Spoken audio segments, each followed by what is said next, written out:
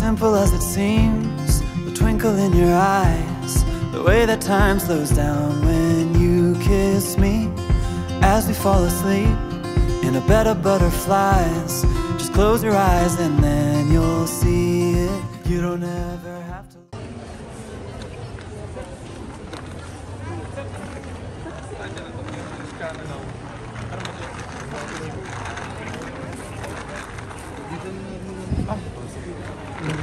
Ito, wala pa ako nito. Ito, meron na. Ito. Ito. Ang dami ko na palang nabili nito.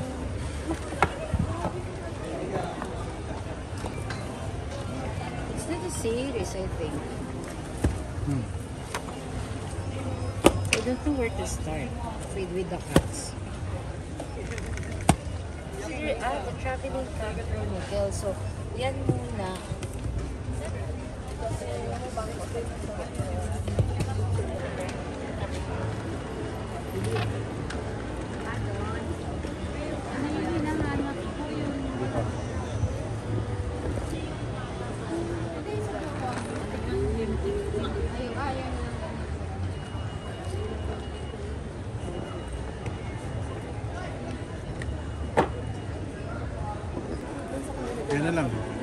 The red or this one, the cabin fever.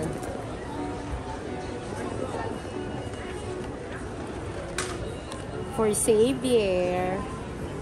Okay.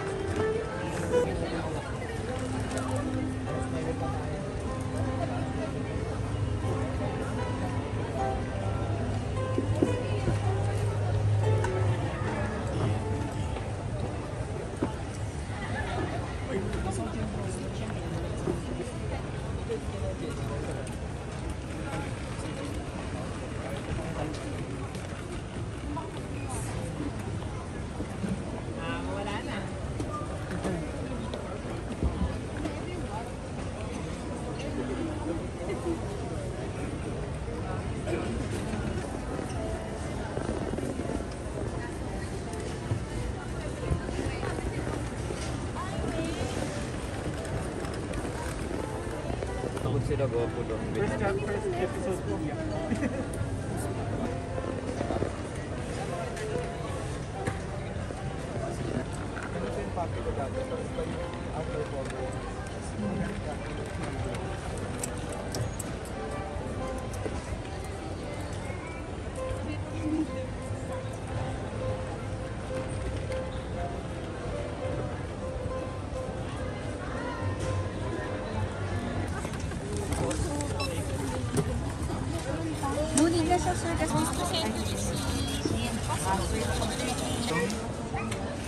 Payment? Wala.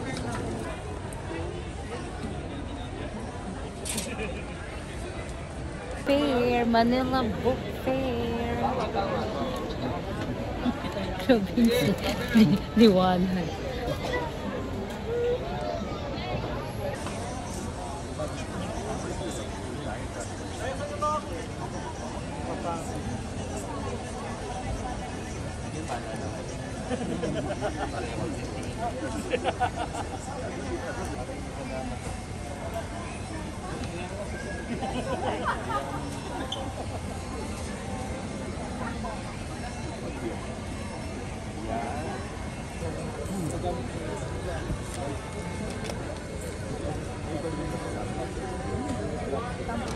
Ayan o.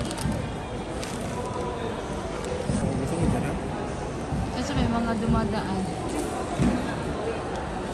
We're here! Okay, let's do our Manila Book Fair haul. Ayan. So, yung mga nabili kong libro, guys. Ang saya-saya. So, I'll show it na. So, first kong mga binili, halo-halo na to. Ayan. So, ito, The Traveling Cat Chronicles. Ayan. Kasi, marami akong cat. So, try ko din tong try ko magbasa nito. Tapos ito din, The Goodbye Cat.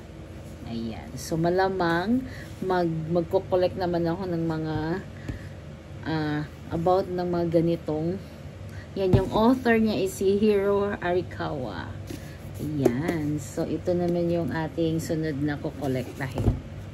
Next natin ay ito. So, ito naman, marami na akong mga books nito. So, ito pang ilan ko na ba ito? I think, pang 5. O, ayan.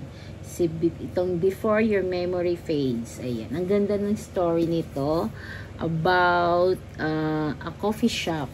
Yun, na may mga mystery doon sa coffee shop. Ang ganda nito, guys. Next naman, bumili din ako ng para kay Xavier, sa anak ko ito. So, 5 Nights at Freddy's. So, sana magustuhan niya. So, ibibigay ko pa lang to sa kanya. Hindi pa niya to nakikita.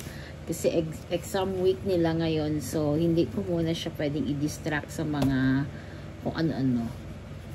Then, ito din, binili ko Zen Wisdom for the Anxious. Ayan. So, try natin yung mga ganito ding books. So, sana magustuhan ko siya. Mukha namang ano siya, interesting siyang basahin kasi ano lang, yun, may mga pictures, mga ano lang, mga short ano lang siya. Parang guide if you're anxious. Yan, nice siya. Next naman, ito, gusto ko din to. Gusto ko yung author na to. May mga nabili na din akong books na siya yung author. Ang ganda din. The Last Children of Tokyo. Ayan. Tapos, curious din ako sa mga iba. Ito naman, mga iba-ibang genre naman yung mga binibili ko. So, this one is Babel.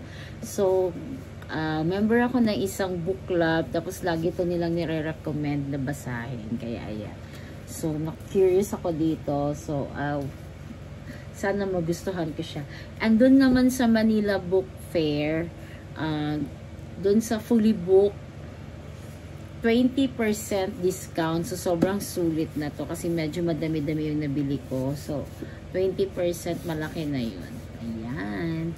This one naman is The Silent Patient by Alex Michael. What's that? I don't know.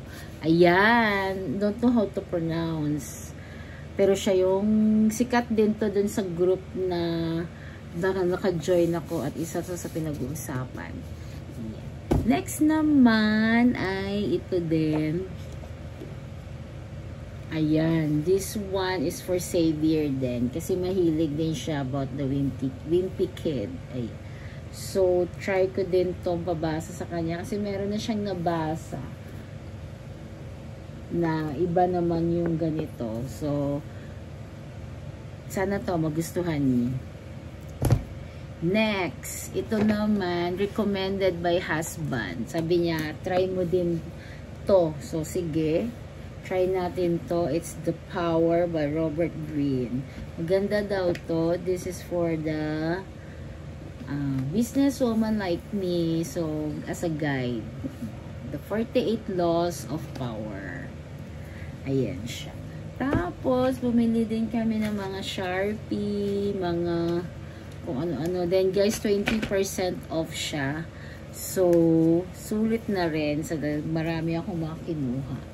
Ayan. So, yan siya, guys. Ang ating books. Yun lang ang aking haul from the Manila Book Fair. Ayan. So, habol pa kayo doon hanggang September 15 yon. So, madami kayo mabibiling books doon na sobrang sulit. Yan lang. Thank you for watching and see you in my next video. Bye!